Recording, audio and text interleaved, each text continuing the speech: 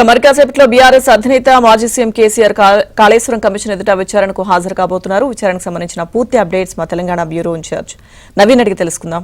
నవీన్, దుర్గా, ఇవాళ తెలంగాణ రాజకీయాల్లో ఒక బిగ్ డేగానే మనం చెప్పుకోవచ్చు.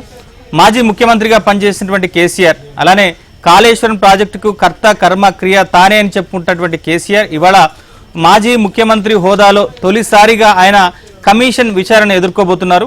సో మొత్తం మీద దాదాపుగా ఏడాదిన్నరగా ఈ కమిషన్ ఒక 200 మంది ఇంజనీర్లను, రిటైర్డ్ ఇంజనీర్లను, అలానే 25 మంది ఐఏఎస్ అధికారులను, రిటైర్డ్ ఐఏఎస్ అధికారులను విచారించిన తర్వాత 115వ సాక్షిగా కేసీఆర్ను ఇవాళ 11:30 గంటలకు బీఆర్కే కార్యాలయంలో, బీఆర్కే భవన్లో సో జస్టిస్ పినాకిని ఘోష్ కాళేశ్వరం సంబంధించినటువంటి కమిటీ, కాళేశ్వరానికి సంబంధించి ఇప్పటికే ఆర్థిక అవకతవకలు జరిగాయి, నాణ్యత లోపాలు కూడా జరిగాయి. కాబట్టి సో వీటిపైన గత ప్రభుత్వ బాధ్యత ఏ మేరకు ఉంది, గత ప్రభుత్వ ముఖ్యమంత్రి పాత్ర ఏ మేరకు ఉంది, గత ప్రభుత్వంలో మంత్రులుగా పనిచేసినటువంటి నేతల బాధ్యత ఏ మేరకు ఉంది అనేటువంటి అంశం మీద ఈ కాళేశ్వరం కమిషన్ విచారణ దాదాపుగా ఒక 14-15 నెలలుగా కొనసాగుతుంది. ఇక చివరి అంకానికి ఈ కమిషన్ విచారణ చేరుకుంది.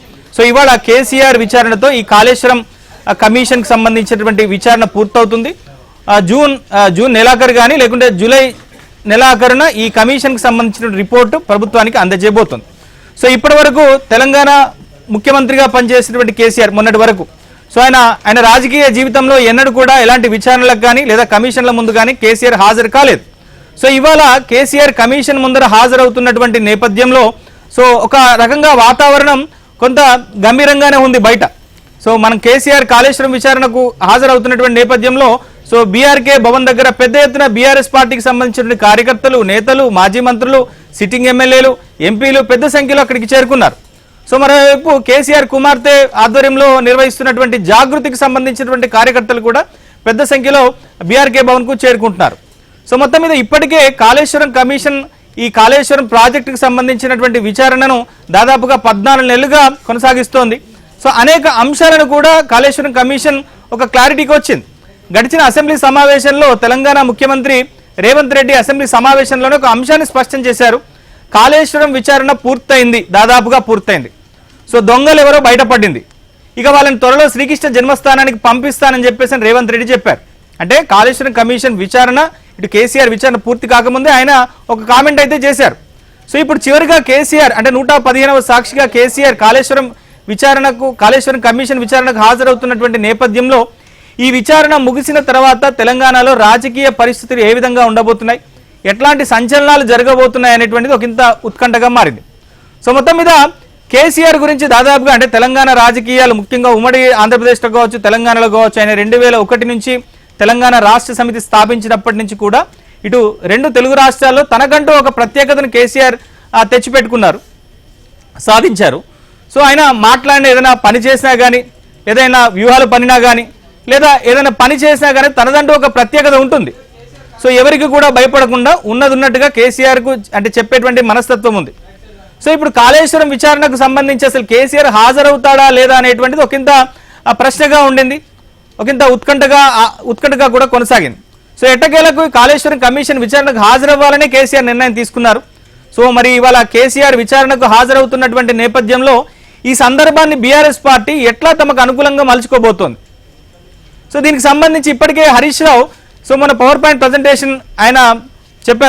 ప్రజెంటేషన్లో కాళేశ్వరం ప్రాజెక్టు విషయంలో ఎక్కడ అవినీతి జరగలేదు, ఎక్కడ కూడా ఒక గైడ్ లైన్స్ని ఉల్లంఘించి ఎక్కడ కూడా తాము ప్రవర్తించలేదు అనేటువంటి అంశాన్ని హరీష్ రావు చెప్పారు. సో కాళేశ్వరం ప్రాజెక్ట్ అనేటువంటి పూర్తిగా నిపుణుల కమిటీ ఆధ్వర్యంలోనే ఎక్కడ ప్రాజెక్టు కట్టాలి, ఏ విధంగా ప్రాజెక్టు కట్టాలి, ఎట్లాంటి క్వాలిటీతో ప్రాజెక్టు కట్టాలనేటువంటి అన్ని అంశాలన్నీ కూడా నిపుణులు ఫైనల్ చేసిన తర్వాతనే క్యాబినెట్ నిర్ణయంలో భాగంగానే క్యాబినెట్ నిర్ణయంలోనే ఈ నిర్ణయాలన్నీ కూడా తీసుకున్నామని హరీష్ రావు చెప్పారు. కానీ కాళేశ్వరం కమిషన్ సో ఇప్పటి వరకు విచారణ జరిపినటువంటి నేపథ్యంలో సో ప్రభుత్వమే వ్యాప్కోస్కు ఎక్కడ ప్రాజెక్టులు కట్టాలో చెప్పి అక్కడే ప్రాజెక్టులు కట్టే విధంగా నివేదిక ఇవ్వాలని గత ప్రభుత్వం చెప్పింది అనేటువంటి అంశాన్ని వ్యాప్కోస్ చెప్పినట్టుగా ఇటు కొంతమంది రిటైర్డ్ ఇంజనీర్లు చెప్పారు. సో మరోవైపు ముందే ప్రాజెక్ట్ని ఎక్కడ కట్టాలి, ఏ విధంగా కట్టాలనేటువంటి నిర్ణయం తీసుకున్న తర్వాతనే క్యాబినెట్ సబ్ కమిటీ వేశారు. సో దీంట్లో ఎక్కడా కూడా కేబినెట్ నిర్ణయం తీసుకోలేదు, కేసీఆర్ ఏకపక్షంగా నిర్ణయం తీసుకున్నారనేటువంటి వాదనని కొంతమంది రిటైర్డ్ ఇంజనీర్లు అలానే మన తుమ్మల నాగేశ్వరరావు కూడా చెప్పారు. సో ఇప్పటికే అంటే దీనికి సంబంధించి కాళేశ్వరం ప్రాజెక్టుకి సంబంధించి అనేక అపోహలు అనుమానాలు ఎన్నో కూడా బయట సాగుతున్నాయి. సో వీటన్నిటికీ కూడా అనేక సందర్భాల్లో బీఆర్ఎస్ వైపు నుంచి ఒక క్లారిటీ ఇచ్చేటువంటి ప్రయత్నం చేశారు. మరోవైపు కొంతమంది రిటైర్డ్ ఇంజనీర్లు అంటే కాళేశ్వరం ప్రాజెక్టు నిర్మాణంలో లోపాలని ఎప్పటికప్పుడు ఎత్తి చూపుతున్నటువంటి రిటైర్డ్ ఇంజనీర్లు కూడా ఎప్పటికప్పుడు బయట పెడుతూ వచ్చారు. సో మొత్తం మీద ఇవాళ విచారణ అసలు ఏ విధంగా సాగబోతుంది, కేసీఆర్ ఏం చెప్పబోతున్నారు అనేటువంటి ఒకంత ఉత్కంఠగా మనకైతే కనిపిస్తుంది. మొత్తం మీద కేసీఆర్ ఉదయం 9:30 గంటలకే తన ఫామ్ హౌస్ ఎర్రవల్లి, మెదక్ జిల్లా సిద్దిపేట జిల్లాలో ఉన్నటువంటి ఎర్రవల్లి ఫామ్ హౌస్ నుంచి ఆయన భారీ కాన్వాయ్తో బయలుదేరారు. సో కేసీఆర్ వెంట దాదాపుగా ఒక 100 మంది బీఆర్ఎస్ పార్టీకి సంబంధించిన లీడర్లు తమ తమ వాహనాల్లో హైదరాబాద్కు బయలుదేరారు. అంతకుముందే కేసీఆర్ కుమార్తె కవిత ఆమె ఇప్పటికే పార్టీలో తనకు జరుగుతున్నటువంటి కుట్రల మీద కావచ్చు, తనపైన జరుగుతున్నటువంటి కుట్రల మీద కానీ లేదా పార్టీలో కేసీఆర్ చుట్టూ దయ్యాలున్నాయనేటువంటి వ్యాఖ్యలు చేసినటువంటి నేపథ్యంలో అసలు కవిత కేసీఆర్ని కలుస్తుందా, కవితకు కేసీఆర్ అపాయింట్మెంట్ ఇస్తాడనేటువంటి చర్చ జరుగుతోంది. సో ఈ నేపథ్యంలో తన తండ్రికి ఇప్పటికే అనుకూలంగా తన తండ్రికి మద్దతుగా ఆమె ఇందిరాపార్క్ దగ్గర కూడా ఆందోళన కూడా చేశారు. ఇవాళ కేసీఆర్ను కూడా కలిశారు. సో ఆమె కూడా కేసీఆర్ వెంట కాన్వాయ్లో ఆమె హైదరాబాద్కు వస్తుంది. మరోవైపు ఇటు తలసాని శ్రీనివాస్ యాదవ్ నివాసం దగ్గర పెద్ద ఎత్తున బీఆర్ఎస్ కార్యకర్తలంతా కూడా చేరుకున్నారు, నేతలు చేసుకున్నారు. కేటీఆర్ కూడా ప్రస్తుతం ఆదర్శ్ నగర్లో ఎమ్మెల్యే తలసాని శ్రీనివాస్ యాదవ్ క్వార్టర్లోనే ఉన్నారు. అంటే ఒక రకంగా బీఆర్ఎస్ పార్టీ ఈ కార్యక్రమాన్ని అంటే ఇవాళ జరుగుతున్నటువంటి విచారణని తమకు అనుకూలంగా మలుచుకునేటువంటి ప్రయత్నం చేస్తుంది. ఒక రకంగా బల ప్రదర్శన లాంటి ప్రదర్శన కూడా చేస్తుంది.